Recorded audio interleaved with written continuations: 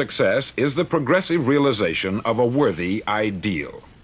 Rollo May, the distinguished psychiatrist, wrote a wonderful book called Man's Search for Himself.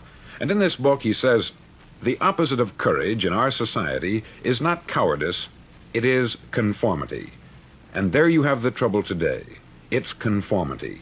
People acting like everyone else, without knowing why, without knowing where they're going. Now think of it. In America right now, there are over 14 million people 65 years of age and over, and about 13 million of these 14 million are broke. They're dependent on someone else for life's necessities. Now, we learn to read by the time we're 7. We learn to make a living by the time we're 25. Usually, by that time, we're not only making a living, we're supporting a family. And yet, by the time we're 65, we haven't learned how to become financially independent in the richest land that has ever been known. Why? We conform. And the trouble is that we're acting like the wrong percentage group, the 95% who don't succeed.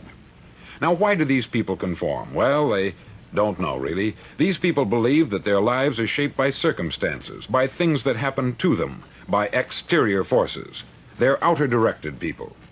A survey was made one time that covered a lot of men, working men, and these men were asked this question: why do you work? Why do you get up in the morning? 19 out of 20 had no idea. If you ask them, they'll say, everyone goes to work in the morning. And that's the reason they do it, because everyone else is doing it. Now let's get back to our definition of success. Who succeeds?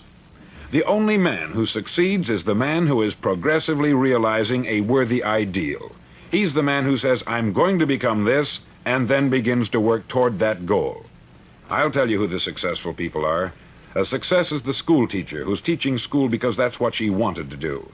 The success is the woman who's a wife and mother because she wanted to become a wife and mother and is doing a good job of it.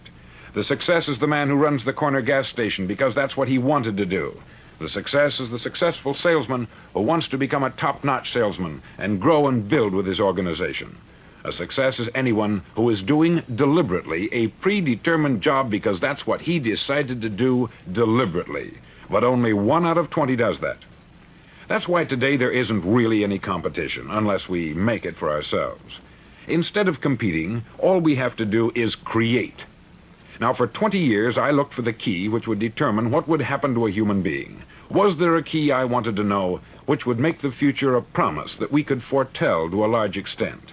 Was there a key that would guarantee a person's becoming successful if he only knew about it and knew how to use it? Well, there is such a key, and I've found it.